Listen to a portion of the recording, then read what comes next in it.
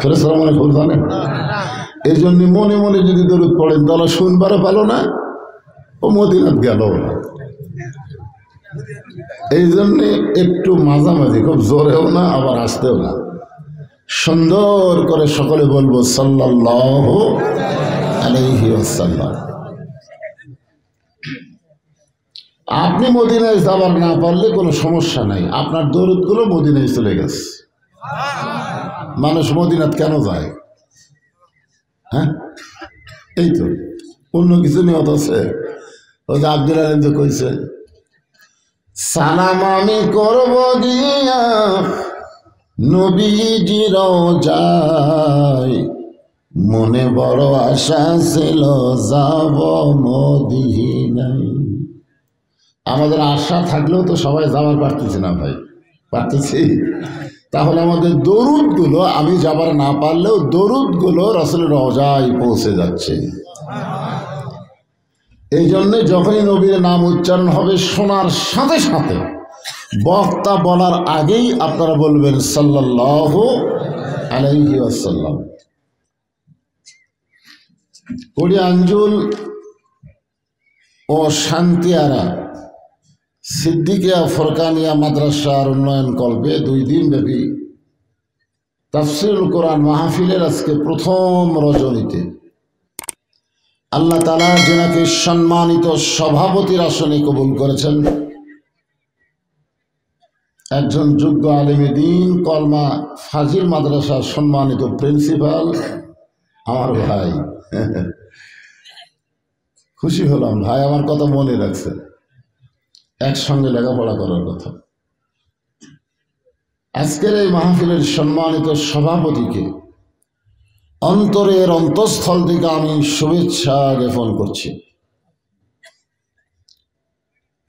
উনি যেমন তেমন সভাপতি হলে যে প্রশ্নগুলো করছে উত্তর দিতে কাপড় গরম হয়ে যেত, যেরকম ঠিক কিনা? আসলে যে প্রশ্নটা করছে আমি চিন্তা করতেছি, আসলে বর্তমানে বাংলাদেশে ফিতনা, আল ফিতনা তো আসাদ্দু মিনাল কতল, আল ফিতনা তো আসাদ্দু মিনাল জিনা। ফিতনা হচ্ছে কতলের চাইতেও, জিনার চাইতেও মারাত্মক গুনাহ। আমরা সামান্য বিষয় নিয়ে ফিতনা করি, ঠিক না বলেন? আজকের এই মাহফিলের সম্মানিত প্রধান অতিথি, যিনি সম্মানিত উপজেলার চেয়ারম্যান আমার সান্নু ভাই, উনি বলে গেলেন বদরুশীদের ওয়াজ করতে আর কোনো সমস্যা নাই। এটা সাধারণপুর না, সাধারণপুর দীর্ঘ 8 বছর আমাকে দাওয়াত লিয়ে ওয়াজ করতে দেওয়া হয়নি, এরকম বহু মাহফিল। সান্নু ভাই ভোটের আগে যে কথা কইল, ভোটের পরে যদি ঠিক থাকে, কারণ ভোটের আগে নেতারা সব ফেরেশতা হয়ে যায়, ধরে কই কথা ঠিক কিনা?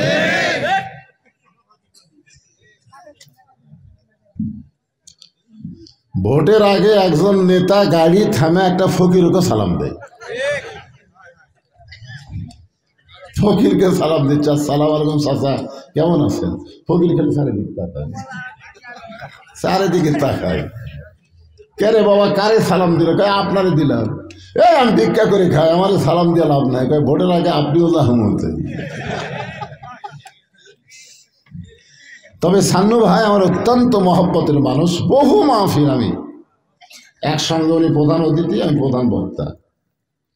উনি কিন্তু কোরআন এবং হাদিস থেকে সুন্দর করে কথা বলতে পারে, এবং একটা কথা উনি বলেছেন যে আমার দ্বারা সকলের উপকার না হলেও কারো কোনো ক্ষতি হয়নি, ঠিক না?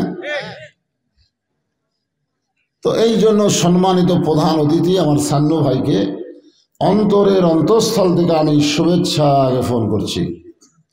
আজকের মাহফিলের প্রধান পৃষ্ঠপোষক জনাব ভিপি সাজিদুর রহমান শাহিন ভাই, উনি মনে হয় আসে নাই। যাই হোক, আজকের মাহফিলের সম্মানিত বরেণ্য অতিথি জনাব আলহাজ মোহাম্মদ আলী আতোয়ার তালুকদার ফজু ভাই না আসলেও সকলকে অন্তরে অন্তঃস্থল থেকে আমি শুভেচ্ছা জ্ঞাপন করছি। আচ্ছা, আজকের এই মাহফিলে সম্মানিত ওলামায়ে কেরাম, এই জাতির শ্রেষ্ঠ সন্তান আলেম ওলামা, আপনারা মানেন বা না মানেন? মানেন না। আল্লাহ কোরআনে বলেছেন, ইন্নামা ইয়াখশাল্লাহ মিন ইবাদিহিল উলামা। এটা আমার কথা না, আল্লাহর কথা। আর রাসূল বলেছেন, আল উলামা ওয়ারাসাতুল আম্বিয়া। এই জাতির শ্রেষ্ঠ সন্তান আলেম ওলামা, যিনারা মাঝে মাঝে আপনাদের বসে আছেন এবং মঞ্চে আলোচনা করেছেন, সকলকেই অন্তরের অন্তঃস্থল থেকে আমি শুভেচ্ছা জ্ঞাপন করছি। এই মুহূর্তে আমার সামনে যারা বসে আছেন, যিনাদেরকে আল্লাহ দয়া করে রহম করে আজকের এই জান্নাতের বাগানে কবুল করেছেন, আমি যখন বললাম কবুল করেছেন, তখন আপনাদের কিছু একটা বলা দরকার ছিল। মনে ভাবতেছেন যে আমি আইছি, আপনি আইছেন, আপনি কে? যদি আপনাকে জিজ্ঞাসা করা হয় আপনি কে, আপনার পরিচয় কি, আপনি উত্তরই দিতে পারবেন না। মাইক এখন করে, হ্যাঁ, কোন মোবাইল?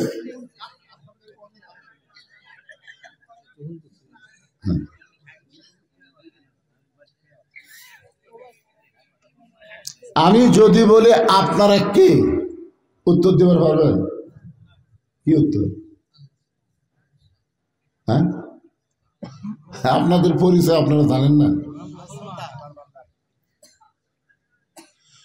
কোন বনের পাখি তুমি, আইলারে কোন বনে, আবার কোন বনেতে যাইতে হবে, পড়ছে নাকি মনে।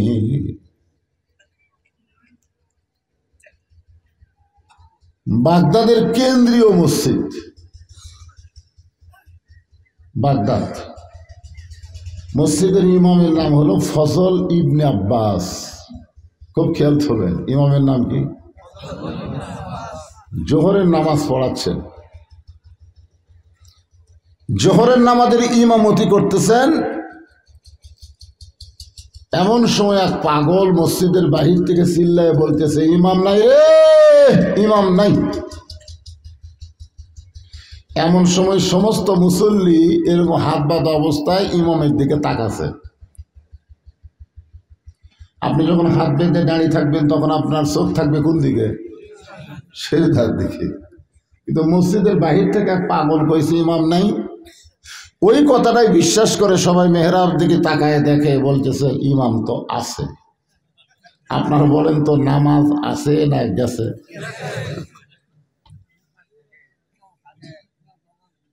হাদিসে আছে বিস্তারিত, হুজুরি কলব ব্যতীত করছিল কালেও নামাজ তোর হবে না। তবে কেন গাও জোয়ারি, মানুষকে দেখাও নামাজ পড়ি, ও তোমার সিদ্ধ বিদে সুফসল ফলে না, আজও কেন আল্লাহর নামাজ ধরতে পারলা না। আমার সামনে যারা বসে আছেন, আমি বিশ্বাস করতেছি আপনারা সকলেই জান্নাতি, এটা হলো আমার বিশ্বাস। এখন আপনাদের বিশ্বাস কি আপনারাই জানেন। আমার বিশ্বাস যে আপনারা এখানে নিজে আসেন নাই, দলিল হচ্ছে আল্লাহর কোরআন, মা সাবাকা মিন হাসানাতিন ফামিনাল্লাহ। বান্দা বান্দির দ্বারা যখন কোনো ভালো কাজ হয়, এ কাজ বান্দা বান্দি করে না, বরং আল্লাহ করায়। আপনারা অন্তর থেকে বলেন তো, কোরআনের মাহফিলে বসা ভালো কাজ না খারাপ কাজ? হ্যাঁ, তাহলে এই কাজ কোরআন অনুযায়ী আপনারা করেন নাই, আল্লাহ করাইছে। তো আল্লাহ যদি জান্নাতের বাগানের মধ্যে আপনাদের আসার তৌফিক দেয়, সেই মানুষগুলোকে জাহান্নাম আল্লাহ দিবে না, আল্লাহ অবশ্যই জান্নাত দিবে। ধরে কোন কথা ঠিক কিনা? আমি যখন বলবো আপনারা কি সকল বলবেন জান্নাতি, যারা বলবেন না তারা আটকে যাবেন। অনেকে মনে করতে হুজুর এত সোজা, বেহেশত পাওয়া যায় কত সোজা আপনারা জানেনই না, খালি ফেতনা। আমি যেই বলবো আপনারা কি সাহস করে সবাই বলবেন জান্নাতি, বলতে পারবেন না? আপনারা কি আরো জোরে জোরসে বলুন। ফেরেশতারা চুম করছে, উপরে যারা আছে এরা কয় আল্লাহ এরা জীবনে জান্নাত দেখছে? না না, কোনোদিনও দেখেনি। তো এই জান্নাতি জান্নাতি মিছিল করতেছে, না দেখা জিনিসের প্রতি এদের এত আগ্রহ কেন? আল্লাহ বলে ফেরেশতা এরই নাম হলো ঈমান, এরই নাম হলো ঈমান। এরা না দেখা জান্নাতকে বিশ্বাস করে জান্নাতি স্লোগান যারা দিল, আমি রহমান রহিম তাদের নাম জান্নাতি কবুল করে নিলাম। এরাই তো ঈমান। জাহান্নামের কথা শুনলে মন খারাপ হয়, আর জান্নাতের কথা শুনলে মনে আনন্দ হয়, এটাই ঈমান। আল্লাযীনা ইউমিনুনা বিল গায়ব। আমি আমার অন্তরের অন্তঃস্থল থেকে আপনাদের সবাইকে শুভেচ্ছা জ্ঞাপন করছি। সম্মানিত মা বোনেরা, পর্দার অন্তরালে বসে বসে যারা আলোচনা শুনতেছেন, আমি তাদেরকেও শ্রদ্ধা জ্ঞাপন করে এই মুহূর্তে জানতে চাচ্ছি আপনারা সকলে কেমন আছেন? আমি কেমন আছি সভাপতি সাহেব তো বলে দিলাম, তারপরেও আলহামদুলিল্লাহ। শারীরিক সুস্থতা দান করে মানসিক প্রশান্তি লাভের জন্য মাইকটা ভালো করো ভাই, আর মাইক তো খুবই ভালো। এর আগে যেমন ছিল তেমন সাউন্ড বেড়ে লাভ নেই, তো ক্লিয়ার করো। এটা কার মোবাইল? এটা কি আমার তাই নাকি? না না, আমারটা একেবারে বন্ধ। আচ্ছা ঠিক আছে, তারপর অফ করি যদি কি হয়। একটা অফ করে দিলাম, দেখি এবার এবার কম করে যাবে।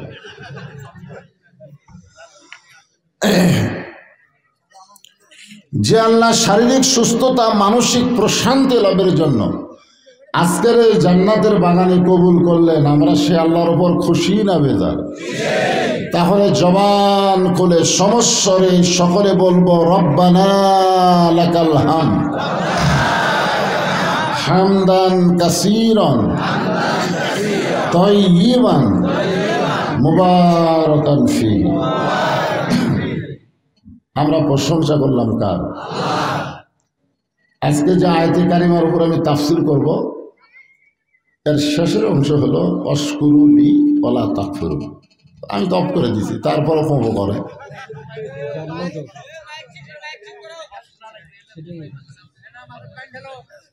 ফাযকুরুনি আযকুরুকুম ওয়াশকুরুলি ওয়ালা তাকফুরুন। বাংলা অর্থ হলো যে আল্লাহর জিকির করে, আল্লাহও তার জিকির করে।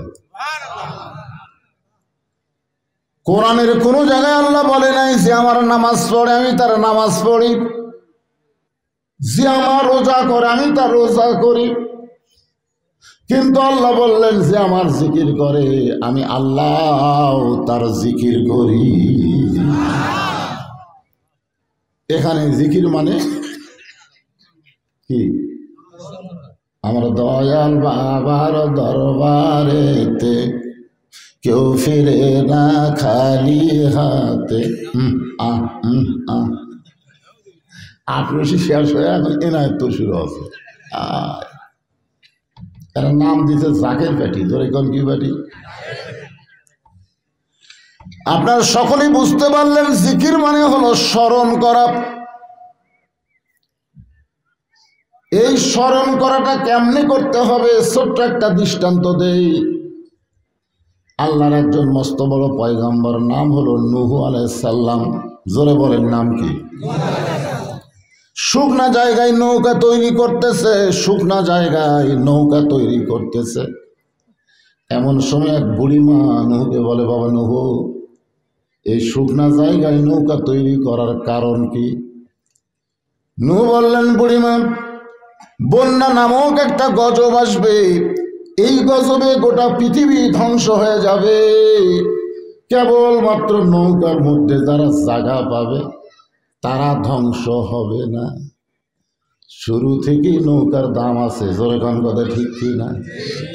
আজও বাংলাদেশে নৌকার পক্ষে যারা থাকবে তাদের পুলিশ খুঁজবে না, আর নৌকার বিরুদ্ধে যারা বাড়িতে থাকবার পারবি। আসলে শুরু থেকেই নৌকার যে একটা গুরুত্ব, আয় আয় আয়, কি বললেন? এই নৌকার ভিতরে যারা জায়গা পাবে তারা ধ্বংসের মধ্যে পড়বে না, নৌকার বাহিরে যারা ধ্বংস হবে তারা। বুড়ি বললেন, বাবা নূহ, তোমার এই ছোট্ট নৌকার মধ্যে সবাই যদি উঠবার চায় তাহলে এত মানুষের জায়গা কেমনে হবে?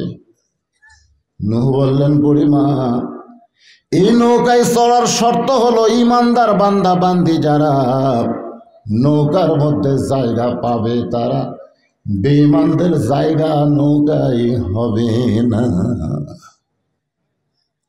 সঙ্গে সঙ্গে বুড়ি বললেন, বাবা নূহ, এই নৌকায় চলার জন্য আমি ঘোষণা করলাম, লা ইলাহা ইল্লাল্লাহু নূহু নাবিয়ুল্লাহ। আচ্ছা, আপনারা বলেন তো, আমরা কোন নবীর কলেমা পড়তে আপত্তি আছে? সারা খ্রিস্টানদেরকে বলেন, ওরা ঈসা পর্যন্ত পড়বে কিন্তু আমাকে নবীটা পড়বে না। ইহুদিদের বলেন, এরা মুসা পর্যন্ত পড়বে কিন্তু ঈসা নবীটাও পড়বে না, আমাকে নবীটাও পড়বে না। আর মুসলমান সমস্ত নবীর কলেমা পড়তে আপত্তি নাই, কিন্তু বিশ্ব নবীর সুন্নতকে তারা গ্রহণ করে নেয়। জোরে কোন কথা ঠিক? তাহলে সকলে একটু জোরে কোন, লা ইলাহা ইল্লাল্লাহু নূহু নাবিয়ুল্লাহ। নূহ বললেন, বুড়িমা, আপনার আর কোনো টেনশন নাই, আর কোনো চিন্তা নাই। বন্যা নামক গজব যখন শুরু হবে তখন আমি আপনার হাতটা ধরে নৌকায় উঠায় নিব, আপনি আর কোনো টেনশন করেন না। বন্যা যখন শুরু হবে তখন আমি আপনার হাত ধরবো, ধরে কোন কি ধরবো, হাত ধরে নৌকায় উঠাই নিব। সঙ্গে সঙ্গে বুড়ি বললেন, আলহামদুলিল্লাহ, অশকুরুলি, খুব খেয়াল করবেন, আলহামদুলিল্লাহ। আসলে বলা দরকার ছিল, বাবা নূহ, তুমি খুব ভালো মানুষ, বন্যা নামক গজব আসলে তুমি আমার হাত ধরে নৌকায় উঠাবা, তোমার চাইতে ভালো মানুষ কেউ নাই। এই প্রশংসা বুড়ি না করে বুড়ি প্রশংসা করলো কার? এখান থেকে প্রমাণ হলো কোন নেতা, কোন নেত্রী, কোন চামচার প্রশংসা করা যাবে না, একমাত্র প্রশংসা করতে হবে আল্লাহর। জোরে বলেন ঠিক? বন্যা নামক গজব শুরু হয়ে গেল। এত বেশি বড় বন্যা হলো, দুনিয়ার যত পাহাড় ছিল সমস্ত পাহাড় পর্যন্ত ওই বন্যার পানিতে ডুবে গেল। 40 দিন পর আবার বন্যা কমে গিয়া নূহ নবীর নৌকা যখন জুদি পর্বতে আটকে গেল, আল্লাহ ডাক দেওয়া বলে, নূহ রে, খবর কি? নূহ কয়, আলহামদুলিল্লাহ। আল্লাহ কয়, নূহ খবর কি? নূহ বলতেছে, নৌকার মধ্যে যারা জীবিত আছে তারা, নৌকার বাহিরে যারা ধ্বংস হয়েছে তারা। আল্লাহ কয়, নূহ ওই বুড়িটার খবর কি? নূহ বলতেছে, আল্লাহ আমার মনেই নেই। একটা নবী পর্যন্ত বিপদের ঠেলায় বুড়িকে ভুলে যায়, আর অনেকে পিঠ ধরে কয় আমার কোনো টেনশন নেই। শালা পীর তো ক্ষীর খিলাবি তোর এখন কথা ঠিক না। একটা নবী পর্যন্ত আমার মনেই নেই।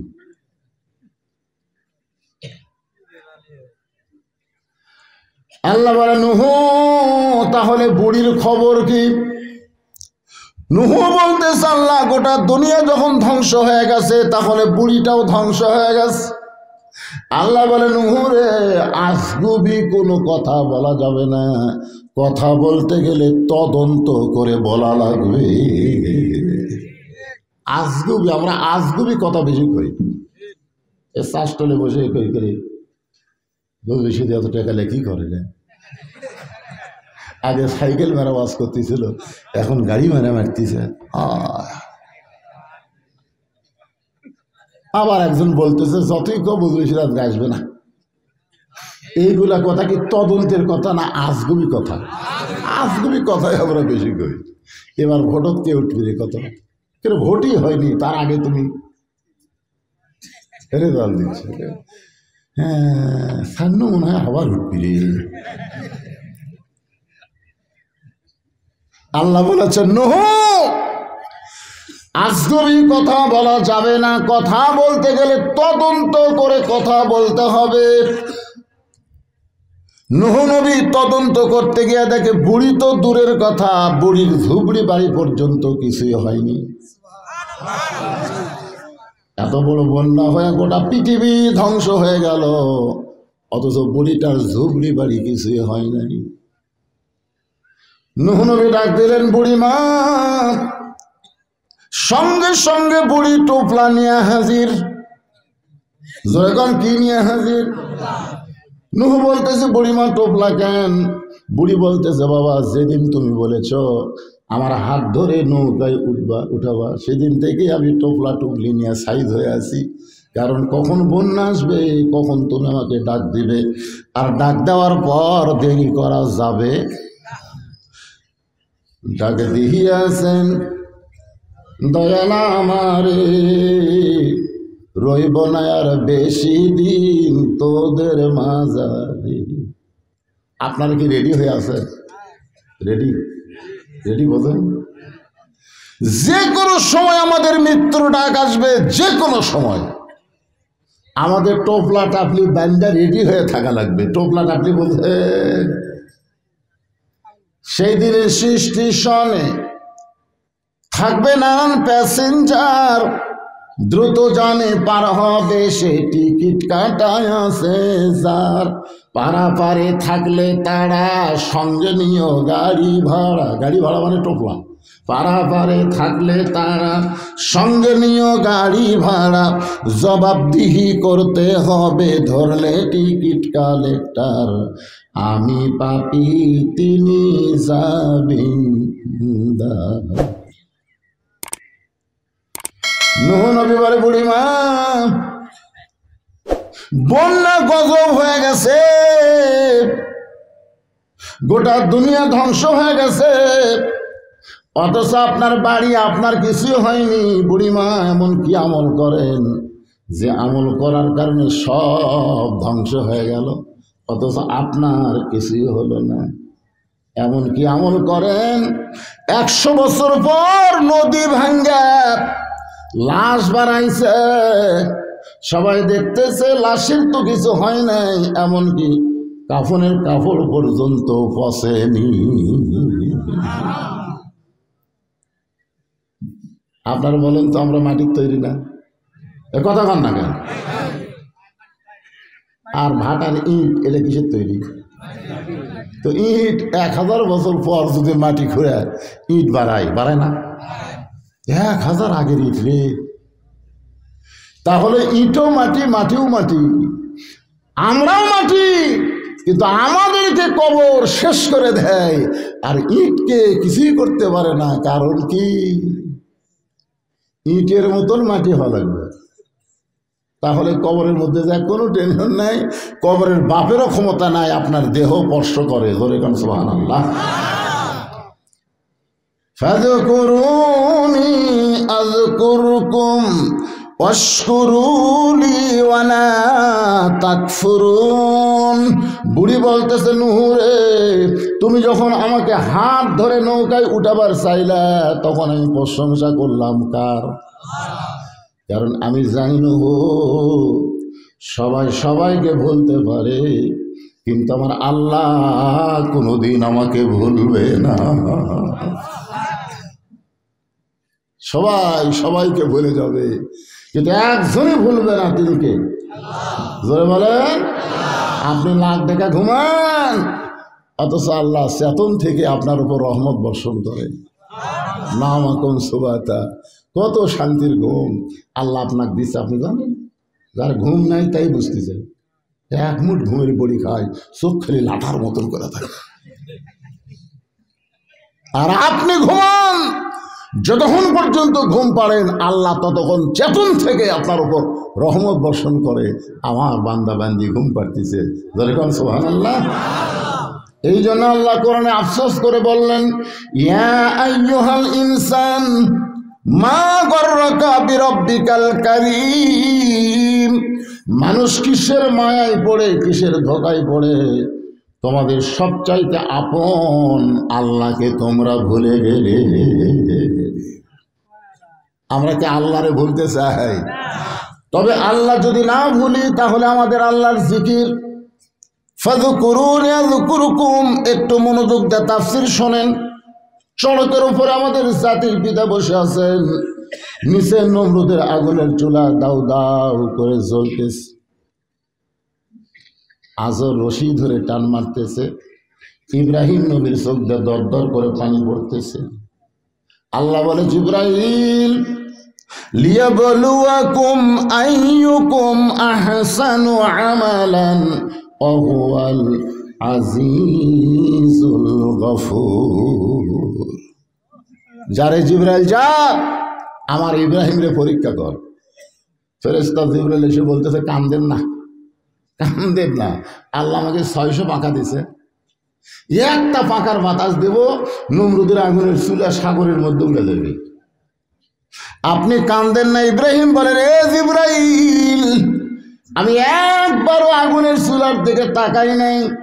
আমার কান্নার কারণ হলো দুনিয়াতে সন্তান বিপদে পড়লে তার বাবা তাকে সহযোগিতা করে, আর আমার এমন একটা বাবা পাইলাম যেই বাবা আমাকে আগুনে ফেলে দেওয়ার জন্য দড়ি টানে। এটাই হলো আমার চোখের পানি বের করার কারণ। ছেলেরা কষ্ট পেলে সাহায্য করতে আসে কে? সবার আগে কে আসে? আর সেই বাবাই যদি মারার জন্যে। আজকে আমাদের বাংলাদেশে হযরত ইব্রাহিমের বাবার চাইতেও খারাপ বাবা আছে, যে বাবা নিজে নামাজ পড়ে কিন্তু তার আইডিয়া বেটা নামাজ পড়ে না। জোরে কোন কথা, ঠিক কথা বল না? যে বাবা হজ করেছে, হাজি হয়েছে, মক্কার কাবা ঘরের কাছে গিয়ে বলছে, লব্বাইক আল্লাহুম্মা লব্বাইক, লব্বাইক লা শারীকা লাকা লব্বাইক, ইন্নাল হামদা ওয়ান নি'মাতা লাকা ওয়াল মুলক লা শারীকা লাক। লাকা ওয়াল মুলক লা শারীকা লাকের অর্থ কি? এই হাজি সাহেবরা, যারা হাজি আছেন তাদেরকে বলতেছি, আপনি যে বললেন রাজত্ব রাজনীতির মধ্যে একমাত্র আল্লাহ ছাড়া অন্য কাউকে আমি স্বীকার করি না, এই তলবিয়া পাঠ করে এসে বাংলাদেশে মানুষের দল করতেছেন। আপনার নামের আগে যতই আলহাজ লেখা হোক, আল্লাহ আপনার হজ কবুল করবে না। হজের আগে যে দল করেন সমস্যা নাই, হজ করার পরে একমাত্র আল্লাহর দল করা লাগবে। জোরে কর কথা, ঠিক কিনা? একটু মনোযোগ দিয়ে শুনবেন, জিকির কারে কয়? জিবরাইল বলতেছে, আপনি যদি চান পাখার বাতাস দিয়ে আগুন সাগরের মধ্যে ফেলে দিব। হযরত ইব্রাহিম বললেন, জিবরাইল হাসবি আল্লাহু নিমাল ওয়াকিল অনিমাল মাওলা অনিমান নাসির। আমার ঈমান বলতেছে নমরুদ আগুনের চুলা জ্বালাবার পারে, কিন্তু পুড়ানোর ক্ষমতা কার হাতে? যদি সাহায্য চাইতে হয় জিবরাইলের কাছে না, আমি আল্লাহর দরবারে সাহায্য কামনা করি। আল্লাহ তাআলা ইব্রাহিমের জিকিরকে কবুল করলে আগুনকে শান্তির বাগান বানায় দেয়। এখান থেকে বোঝা গেল জিকির মানে আল্লাহকে স্মরণ করা। আপনি যে অবস্থায় থাকেন আল্লাহকে সবসময় আপনার কলিজার মধ্যে রাখতে হবে। অশকুরুলি, আমরা শুকর গুজার করব কার? কি নিয়ে? এই যে কোরআন আল্লাহ আমাদেরকে হেদায়েত স্বরূপ দান করলেন, এই কোরআনটা কেমন কিতাব। আজকে আমরা মক্তব মাদ্রাসার মাহফিল করতেছি। মক্তব মানে তো ছোট মাদ্রাসা, আর আমার ভাই যেখানে চাকরি করে এটা হলো বড় মাদ্রাসা। আজকে বাংলাদেশের শিক্ষানীতির মধ্যে এমন কিছু শিক্ষা ঢুকায় দিচ্ছে, এমনকি মাদ্রাসার মধ্যেও দিচ্ছে, কিন্তু শিক্ষকেরা আন্দোলন করতে পারতেছে না। কারণ আন্দোলন করলে যদি চাকরি যায়, জোরে কোন কি যায়? আপনি বলেন তো, আপনার ইমানের দাম বেশি না চাকরির দাম বেশি? আজকে জালেম এমন হয় জুলুম করতেছে, হাত পাও বান্ধে। আমরা জালেমের জুলুমের কোনো প্রতিকার করতে পারতেছি না। মনের মধ্যে একটাই ভয়, যদি কিছু হয়, যদি কি হবে। আজরাইল ধরার আগে আমার পুলিশ ধরবে। আমি পুলিশ ধরার ভয় করি, কিন্তু আজরাইল ধরার চিন্তা করি না। এরাই হলো সবচাইতে বড় মুনাফিক। জোরে গণকথা ঠিক না? আজকে আমাদের এই সিদ্ধান্ত নেওয়া লাগবে, জিকির। জিকির কারে কয় এটা বোঝানোর জন্য বলতেছি। পুলিশ আমাদেরকে ধরবে, আবার আজরাইল আমাদেরকে ধরবে। এই দুইটা ধরার মধ্যে মুসলমানকে আজরাইল ধরার গুরুত্ব দেওয়া লাগবে। আর আজরাইল ধরার আগেই আল্লাহ বলেছেন, কি বলেছেন? ইয়া আইয়ুহাল্লাযীনা আমানুত্তাকুল্লাহা হাক্কা তুকাতিহি ওয়া লা তামুতুন্না ইল্লা ওয়া আনতুম মুসলিমুন। জিকির, এই যে কোরআন শুনতে হয়েছে, আল্লাহ বলতেছেন ইন্না নাহনু নাযালনা যিকরা, ইন্না নাহনু নাযালনা যিকরা ওয়া ইন্না লাহু লাহাফিজুন। জিকির মানে শুধু আল্লাহ স্মরণ করা না, এই কোরআনকেও আল্লাহ জিকির হিসাবে নাজিল করেছে। এখন কথা ঠিক কিনা? সবচাইতে বড় জিকির কি? হ্যাঁ, আফজালুল জিকির তেলাওয়াতুল কোরআন। সবচাইতে উত্তম জিকির হলো কোরআন তেলাওয়াত করা। এখানে তেলাওয়াত করা মানে কোরআন শুধু পড়া নয়, এই কোরআনকে বাস্তব জীবনে গ্রহণ করা। আজকে বাংলার মুসলমান, পৃথিবীর মধ্যে এত ওয়াজ কোনো দেশে হয় না। এই যে প্রধান অতিথি বলে গেল, আজগাই হলো 8টা। জোরে কোন কয়টা? 4টে মেরে যাচ্ছে, আরো সামনে 4টে আছে। তার মানে বোঝা গেল এত কোরআনের ওয়াজ হয়, কিন্তু কোরআনের বিজয়ের কোনো আন্দোলন হয় না। এই কোরআন কি শুধু তেলাওয়াতের জন্য, পড়ার জন্য নয়, এই কোরআনকে বাস্তবে গ্রহণ করা হলো এই জীবনের সব চাইতে বড় জিকির। যার কারণে আল্লাহ বললেন ইন্না নাহনু নাযালনা যিকরা ওয়া ইন্না লাহু লাহাফিজুন। এই কোরআনকে আমি জিকির হিসেবে নাজিল করেছি। এই কোরআন হেফাজতের দায়িত্ব কার? আরো জোরে বলেন। এই কোরআনকে হত্যা করার জন্যে মক্কার কাফেররা ষড়যন্ত্র করলো। গভীর রাত্রে কোরআন যার উপর নাজিল হয়, কোরআনকে দুনিয়া থেকে মিটাই দেওয়ার জন্যে মক্কার 37 জন নেতা আল্লাহর নবীর বাড়ির চারিধারে ঘেরাও করলো। কারণ কোরআনকে দুনিয়া থেকে নিঃশেষ করা লাগবে, যার উপর কোরআন নাজিল হয় তাকে হত্যা করা লাগবে। আল্লাহর নবীর বাড়ির চারিধারে মক্কার 37 জন নেতা যখন ঘেরাও করেছে, লাঠি ছোটা নিয়ে দুনিয়া থেকে জিকিরকে নিফাত করবে। এই জিকির আটরশির জিকির না, এই জিকির এনায়েতরের জিকির না, এই জিকির আলপনিয়ার জিকির না, এই জিকির আশরাফ আলী সিদ্দিকের জিকির না, এই জিকির হলো আমার আল্লাহর কোরআন। খুব মনোযোগ দিয়ে কথাগুলো শুনবেন। জিকিরকে দুনিয়া থেকে মিটানোর জন্য 37 জন নেতা লাঠি সোটা নিয়ে বাড়ির চারিধারে ঘেরাও করেছে। আল্লাহ নবী গভীর রাত্রে আলীকে বললেন, আলী আমার বিছানায় তোমাকে ঘুম পাড়তে হবে চাদর মুড়ি দিয়া। আলী বললেন, হুজুর আমি যদি আপনার বিছনায় ঘুম পাড়ি তাহলে আপনি ঘুম পাড়বেন কোন জায়গায়? রাসূল বললেন, আলী রে, আর ঘুমানোর সময় নাই, আর ঘুমানোর সময় নাই। আল্লাহর নবী যদি বলে আর ঘুমানোর সময় নাই, তাহলে বর্তমানে বাংলাদেশে যারা নবীর উম্মত হবে তাদের আর ঘুমানোর সময় নাই। যে কোনো মূল্যে আল্লাহর কোরআনকে বিজয় করা লাগবে। জোরে কোন ঠিক কিনা? জোরে বলেন ঠিক কিনা? আজকে প্রাইমারির উন্নয়ন করবে কোনো মাহফিল করা লাগে না, ফরকানিয়া মাদ্রাসা ঠিকানোর জন্য মাহফিল করা লাগে। 90% মুসলমানের দেশে লজ্জা করে না? লজ্জা করার কথা। একদম ঘোড়ারম এই মিথ্যা শিক্ষা দিয়ে মাস গেলে 50,000 টাকা বেতন গুনে নেয়, আর এই মাদ্রাসায় যারা চাকরি করে 3 মাসের কে বেতনই নেই। লজ্জা করে না মুসলমান? আল্লাহ নবী বললেন আর ঘুমানোর সময় নেই। আল্লাহ আমাকে হিজরত করার হুকুম দিয়েছে, কারণ মক্কায় 13 বছর ধরে 320 জন মুসলমান, তার মধ্যে 17 জনকে ওরা মারা ফেলে দিছে। আর মক্কায় থাকা চলবে না, আমাকে হিজরত করা লাগবে। মনোযোগ দিয়ে শুনবেন।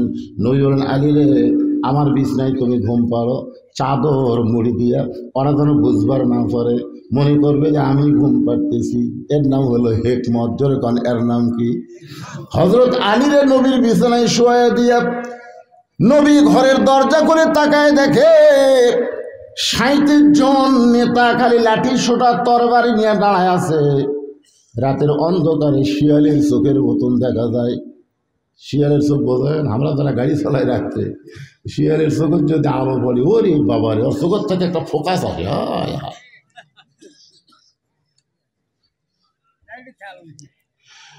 আল্লাহর নবী ডাকতে বলেন, মাবুদ, যেইভাবে ওরা লাঠি সোটা তরবারি নিয়ে দাঁড়ায় আছে, এদেরকে ফাঁকি দিয়ে আমি কেমনে হিজরত করব? আল্লাহ বলেন, হাবিব রে, আপনার উপর জিকির নামক যে কোরআন নাজিল করেছি, এই কোরআনের মধ্যেই পারমাণবিক বোমা আছে। জোরে কান সুবহানাল্লাহ।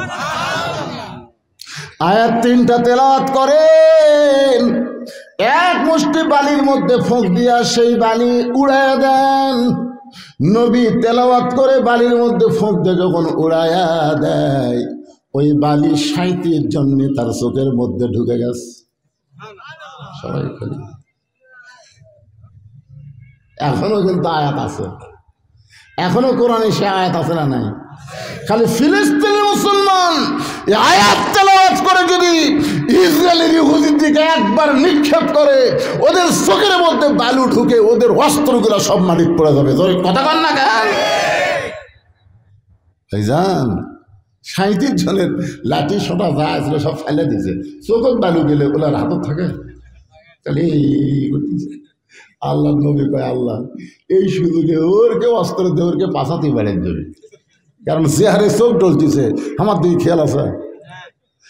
আল্লাহ বলেন, নবী গো, সময় মতো মার হবে, জাগা মতো মার হবে। আজও বাংলাদেশে যারা জালেম জুলুম করতেছে, আপনারা মনে করেন না এইভাবেই থাকবে, সময় মতো এদেরও মার হবে। 2 জন ধরে খাড়া করে দেয়, তোর নাই মা বাপ বল, তুই 2 হাত দিয়ে ডাকিস, খেলা হবে, খেলা হবে। আসলে খেলা হবে, সময় মতো খেলা হবে। কথা বল না কেন? খেলা হবে, হক আর বাতিলের খেলা হবে। কুলজাল হক ওয়া যাহাকাল বাতিল ইন্নাল বাতিলা কানা যাহুকা। মনে করেন না এইভাবেই চলবে, তা চলবে না। আসুন, জিকির কারে কয় এইটু মনোযোগ দিয়ে শোনেন। ওদেরকে ফাঁকি দিয়ে আল্লাহর নবী চলে গেলেন কর্মী। নবী হলেন নেতা আর আবু বকর হলেন কর্মী। ধরে কোন সুবহানাল্লাহ। কর্মীর দরজায় গিয়া আস্তে করে ঠোকা মারলেন, সঙ্গে সঙ্গে দরজা খুলে গেল। রাসূল চমকে গেল, আবু বকর, এই গভীর রাত্রে কি তোমার বাড়িতে আসতেছি, এইটাকে তুমি আগে থেকেই জানো?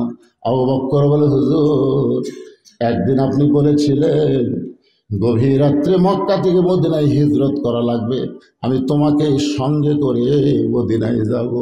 সেদিন থেকে আজ পর্যন্ত কোনো রাত্রিবেলা ঘুমাইনি, বরং সারা রাত আমি দরজার কাছে দাঁড়িয়ে থাকি।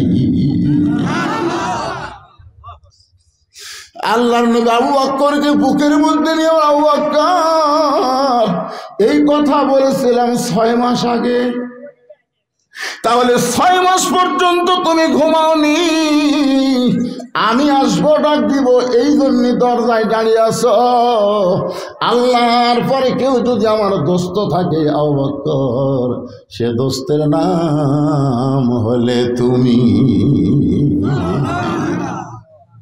চলো যাই। আবু বকর বলেন, হুজুর কোনো কমপ্লেন নাই, সুবহানাল্লাহ বলেন না কেন? রাসূল বললেন চলো যাই। সঙ্গে সঙ্গে আবু বকর নবীর সঙ্গে রওনা দিলেন। এক সময় রাসূল আবু বকরকে পরীক্ষা করার জন্য বলে, আবু বকর তোমার বাড়িতে বিবি আছে, বাচ্চা আছে, তাদের কাছে কি একটাবার বিদায় নিবা না? আবু বকর বলে, নবী গো, এই কলিজার মধ্যে আল্লাহ নবী ছাড়া আর কারো জায়গা নাই। আল্লাহর নবী মক্কা থেকে মদিনা হলো উত্তর দিকে। জোরে বলেন কোন দিকে?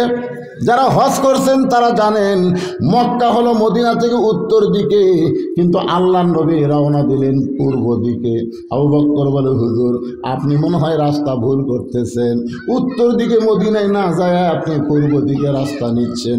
রাসূল বলে, আবু বকর ওই যে একটা পাহাড় দেখতেছো, ওই পাহাড়ের মাথায় আমাদের চড়তে হবে। ওই পাহাড়ের মাথায় একটা গুহা আছে, সেই গুহার মধ্যে আমাদেরকে আত্মগোপন করা লাগবে। আবু বকর বলে, রাসূলুল্লাহ কার ভয়ে আমরা আত্মগোপন করব? রাসূল বললেন, আত্মগোপন করা হলো আমার আল্লাহর হুকুম। সুবহানাল্লাহ বন্যা গান। মাঝে মধ্যে পুলিশ যায় ঘরে মৌলানার বাড়ি, মৌলানা কোথায় গেছে? বলে গাড়ি সুরের সুন্নত আদায় করতেছে। সুবহানাল্লাহ বন্যা গান। যায় না, মাঝে মধ্যে যায় না? আমার বাড়িতে যায়। বউ কই কোথায় আছেন গো? আমি বললাম সিরাজগঞ্জ। আসেন না, সন্ধ্যার পথটায় খালি ঘুরতেছে। আমি বললাম তাহলে আজকে গাড়ে সুরের সুন্নত আদায় করা লাগবে। জোরে কথা কন না, সুন্নত রে পাগলা, মাঝে মধ্যে লুকা থাকাও সুন্নত। আল্লাহর নবী আবু বকর গাড়ে সুরের মধ্যে আত্মগোপন করেছে। সকাল হয়ে গেল, সমস্ত নেতারা বলতেছে আমাদের ভয়ে বাড়ির থেকে বের হয় নাই, এখন আমরা কি করব? আবু জেহেল বলতেছে 37টা নেতা আমরা একত্র হলাম, যদি আমরা আজকে ফেরত যাই আবার কবে ঐক্যজোট করব? আজকে ফেরত যাব না, দরকার হলে দরজা ভাঙ্গা ভিতরে গিয়ে আমরা হত্যা করব। জিকিরকে হত্যা করার জন্য 37 জন নেতার বড় নেতা আবু জেহেল দরজা ধাক্কা দিয়া ঘরের মধ্যে গিয়া তাকায় দেখে চাদর মুড়ি দিয়া না ডাকায় ডাকা ঘুম পাড়তিছে। আল্লাহ রাসূল বলেছে ঘুমাও। রাসূল যদি আলীকে ঘুমাবার হয় তাহলে সে কিসের ঘুম? দাঁতের ঘুম। জোরে কোন কিসের ঘুম? ঘুমাবার কছে কে? রাসূল। চাদর মুড়ি দিয়ে ঘুম পাড়ো।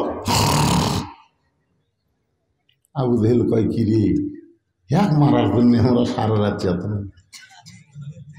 আর ইয়ে হারে লাখ টাকা ঘুমাই, মানুষ কেন? আসলেই তো মানুষ না। সুবহানাল্লাহ। আবু জেহেলের সঙ্গে একজন নেতা ছিল, তার নাম হলো ওলীদ বিন মুগীরা। করে বলেন নাম কি? ওর হাতে একটা বর্শা ছিল, ওই বর্শাটা হযরত আলীকে নবী মনে করে চাদরের উপর দিয়ে মারবে চায়। চাদরের উপর দিয়ে যখন বর্শা মারবে, আবু জেহেল ফতুয়া দিল ঘুমন্ত মানুষকে মারা জায়েজ নাই। সুবহানাল্লাহ। আপনারা কি মনে করেন আবু জেহেল কি জ্ঞান কম? আবু জেহেল জানে যে আমার বাড়ির কাছেই নবীর বাড়ি, আর এই জায়গায় যদি নবীকে হত্যা করা হয় তাহলে গজবে আমি সরকার হয়ে যাব। আবু জেহেল বিশ্বাস করে আমাদের নবী আল্লাহর নবী, কিন্তু মানে না।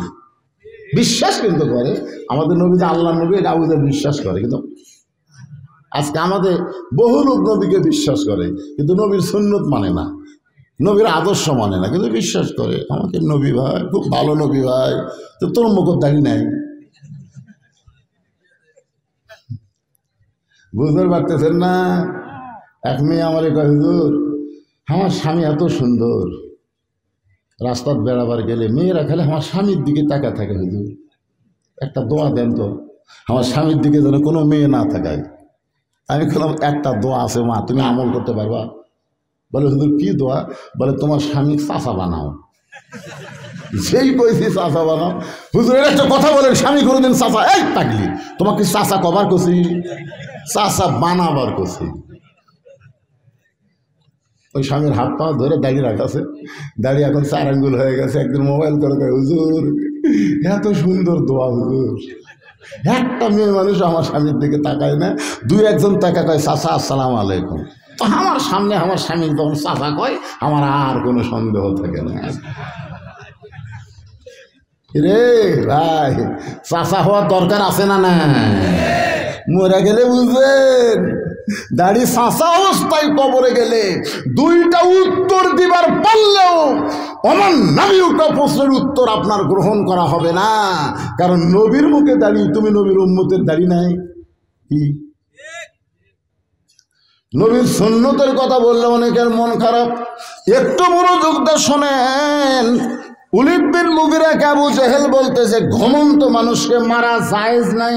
উলিদ বিন মুগিরা বলে, নেতা আপনার সব কথা মানা যাবে না, অনেক সময় চামচারা নেতার চাইতে বড় হয়। জোরে কোন কথা শিখছে না? আপনার সব কথা মানা যাবে না।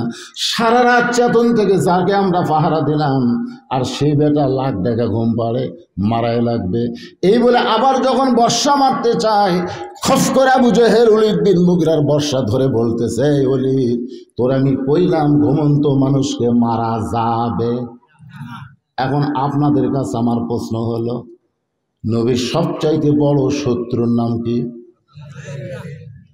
জানেন না আপনারা? আল্লাহ নবীর সবচাইতে বড় শত্রুর নাম কি? মুসা নবীর সবচাইতে বড় শত্রুর নাম কি?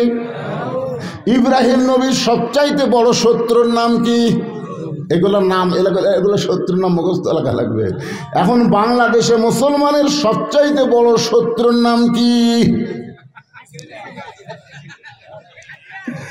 শোনেন, কারো এই জায়গা তার নাম করেন না, বুঝলেন? একটু হেকমত করেন। এক হুজুরের কাছে, হুজুর আমাকে নেত্রীর নামে দোয়া করা লাগবে, না করলে কিন্তু অসুবিধা আছে। মডেল মসজিদের ইমাম, ভয়ের ঠেলা গেছে, রব্বানা আতিনা ফিদ দুনিয়া হাসিনা ওয়া ফিল আখিরাতি হাসিনা ওয়া কিনা আযাবান্নার। মানে হাসানার জায়গা হাসিনা করছে, অসুবিধা। জবরের জায়গা জের ভাই ঠেলা করলে আর জবর থাকে ভাই। আপনার কি সেই ঠেলা পড়ে চাচ্ছেন? আল্লাহ নবীর সবচাইতে বড় শত্রু হলেন আবু জেহেল, আর সবচাইতে খারাপ শত্রু হলো উলিদ বিন মুগিরা।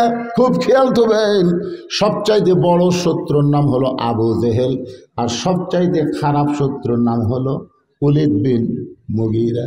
উলিদ বিন মুগিরা আমাদের নবীরে খুব কষ্ট দিছে, খুবই কষ্ট দিছে। নবী একদিন সাহাবীদের নিয়ে আলোচনা করতেছে, উলিদ বিন মুগিরা বলতেছে, এই মুসলমানের নবী, আপনি যদি সত্যি নবী হন তাহলে জন্মের আগে আপনার বাপ হলো কেন? আপনারা বলেন তো, নবীর বাপ যে জন্মের আগে মারা গেছে, এটা কি নবীর দোষ? কেউ যদি আমাকে বলে, হুজুর আপনি যদি এতই ভালো বক্তা হলেন তাহলে কালো কেন? এখনকার মিডিয়া শক্তিশালী, কিন্তু প্রথম যখন ওই যে আপনার সিডি বানাতো, সিডি, হ্যাঁ, ওই সময় কিন্তু চারিদিকে লাইট দিত, এরকম ফোকাস লাইট বক্তার দিকে মারত। মানে আলো বেশি করে কালো মাংস করা লাল বানাবে, বুঝলেন? আমি বললাম, ভাই এরকম আলো তো চোখত লাগে রে, একটা কমাও। তো বলে, হুজুর এত আলো দিয়েও তো আপনার ফর্সা করা যাচ্ছে না, আপনি এতই কালো। যেই কথা আপনি এতই কালো, ওই কথাটা আমার কানের ভিতর দিয়ে কলজা চলে গেল। এই বাড়ির যাই না, সামনে দাঁড়া বললাম, কে রে, আমার সবই কালো থাক, অসুবিধা নেই, খালি যেটুকু ক্যামেরা লাগবে ওইটুকু ফর্সা হোক। পরে দিন ডাক্তারের কাছে গিয়ে, ডাক্তার সাহেব আচ্ছা চেহারা ফর্সা করার কোনো ওষুধ আছে? ডাক্তার এই পাগলামো ধরলো কেন, আবার বিয়ে করবেন নাকি? এমন বিয়ে চালো ভাই রে, এই মিডিয়া আসার পরে একটু চিন্তা ধরে গেল। আপনারা বলেন তো, কালো মানুষকে কালো বললে তার মনত কষ্ট হয় কি হয় না? যেই বলছে জন্মের আগে আপনার বাবা মরল কেন, সঙ্গে সঙ্গে নবীর চোখটা দর দর করে পানি পড়তেছে। শিশুকালে মইরা গেছে মা, গর্ভে থাকতে মরছে পিতা, নবী চোখে দেখলেন না। কে করিবে লালন পালন, কে দিবে সান্ত্বনা, এই দুনিয়ার বড় এতিম নবী ছিলেন একজনা। নবীর চোখটা যখন দর দর করে পানি পড়ে, আল্লাহ ডাকতে বলে, হাবিব, যে ওলীদ বিন মুগীরা কথা বলে আপনারে কষ্ট দিল, কথার আঘাত হলো সবচাইতে বড় আঘাত। জোরে কোন কথা ঠিক কিনা? আপনার যে কষ্ট দিল, আপনি ওলীদ বিন মুগীরারে চিনেন? নবী বলে, আল্লাহ চিনবো না কেন? ও হলো মুগীরার সন্তান ওলীদ। আল্লাহ বলে, দুনিয়ার সবাই জানে মুগীরার বেটা ওলীদ, কিন্তু আজকে গোপন জিনিস আপনি শুনে নেন। উতুল্লিম বাদা জালিকা জানিম, এ হলো জারত সন্তান। এই আয়াতটা কিন্তু খালি ওই ওলীদ বিন মুগীরার জন্য না, বর্তমানেও যারা আমার নবীর নিয়ে সামান্যতম কথা বলবে, তারাও হলো জারত সন্তান। ধরে বলেন কথা ঠিক?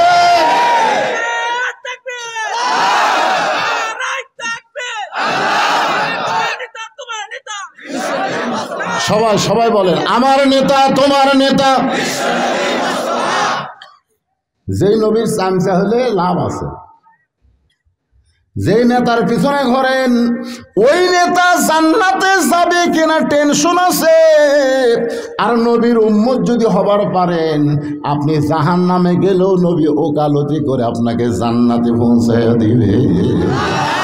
এই জন্য সবাই আমার সঙ্গে একটু বলেন, আছেন আমার মুক্তার, আছেন আমার বারিস্টার, সেই বিচারের হাইকোর্টেতে তিনি আমায় করবেন পার, আমি পাপী রাসূল জাবিন্দার। আল্লাহ রাসূল বলেছেন, শুধু ঈমান নিয়া, শুধু ঈমান নিয়ে তোমরা যদি কবরে আসতে পারো, তোমাদের কোনো টেনশন নাই। আমি নবী ওকালতি করে, বারিস্টারি করে, সুপারিশ করে তোমাদেরকে জান্নাতে পৌঁছায় দিব। তাহলে আমরা কোন নবীর উম্মত? সেই নবীর বিরুদ্ধে কেউ যদি কথা বলে, মানবেন? এ সরকার মানবেন? একই পৃষ্ঠায় নবীর নাম, অন্য পৃষ্ঠায় যদি ঠাকুরের নাম থাকে, এইটা বাংলার মুসলমান কোনোদিন সহ্য করবে না। জোরে কোন কথা ঠিক কিনা? এক পৃষ্ঠায় কাবা, আর এক পৃষ্ঠায় মূর্তি, এটা বাংলাদেশের মুসলমান সহ্য করবে? কথা কন না কেন ভাইজান? আজকে শিক্ষানীতির মধ্যে ভগবান আল্লাহ এক করবার চাই। হিন্দু মুসলমান ভাই ভাই, এইটা কখনো মানা যাবে না। হিন্দু কোনোদিন মুসলমানের ভাই হতে পারে না। মুসলমানের ভাই যদি হিন্দু হয়, তাহলে বাবরি মসজিদ ভাঙ্গা ওই জায়গায় কোনোদিন রাম মন্দির বানাতো না। জোরে কোন কথা ঠিক কিনা? আপনারা বলেন তো, ভারতে মন্দির বানানোর জায়গা আছে না নাই? ভারতের কি সব জায়গা ফুরে গেছে নাকি? তাহলে অন্য কোনো ফাঁকা জায়গায় মন্দির না বানায়া 400 বছর ধরে মুসলমান যেই মসজিদে নামাজ পড়ে, সেই মসজিদ ভাঙ্গা দিয়া ওই জায়গায় রাম মন্দির যারা বানায় দিল, ওই ভগবান গ্রুপ কোনোদিন আমাদের ভাই হতে পারে না। এরা হলো 1 নম্বর শত্রু। ধরে গণ ঠিক কিনা? আমি আমার মা বোনদের জন্য বলতেছি, মা, মারে ও মা, ভারত আমাকে বাবরি মসজিদ ভাঙ্গা মন্দির বানাচ্ছে মা। সেই ভারতের স্টার জলসা জি বাংলা থুতা দেন, পেশাব করে দেন, আর কোনোদিন আপনারা দেখবেন না। ধরে কোন কথা ঠিক কিনা? আমাকে এই মায়েরা স্টার জলসার জি বাংলা দেখে, হায় হায় রে, স্টার জলসার জি বাংলা যখন দেখে, তখন দেখবেন প্রত্যেকটা নাটকের মধ্যে হিন্দুদের পূজা আছে না নাই? আপনার ঘরের মধ্যে হরি হরি হরি হরি লো করতেছে। আমি মায়েদের বলবো, মা, মান তাশাব্বাবি কওমিন ফাহুয়া মিনহুম, যে জাতকে যে অনুসরণ করবে ওই জাতের সাথেই তার হাসর হবে। এটা কি আমার কথা না রাসূলের কথা? আমার মায়েরা পর্দার অন্তরে আছে না নাই? ধরে করে আছে না নাই? আমি মায়েদের আলোচনায় চলে আসবো কিছুক্ষণ পরে। যেই কথাটা বলতেছি একটু মনোযোগ দিয়ে শোনেন। ওলীদ বিন মুগীরা হলো কি সন্তান? কিছুদিন পর আবার নবীকে এরকম গাল দিবে, একটা খারাপ কথা বলবে। কেবল সাইদ হচ্ছে ওলীদ বিন মুগিরা। ওলীদ বিন মুগিরা কিছু বলার আগেই নবী বলতেছেন উতুল্লিম বাদা জালিকা জানিম, যেই কইছে ওলীদ বিন মুগিরা মারছে দৌড়। কারণ সৌদি আরবের একটা কাম হলো, এরা কাফের হলেও আরবি বোঝে, জোরে কোন কি বোঝে?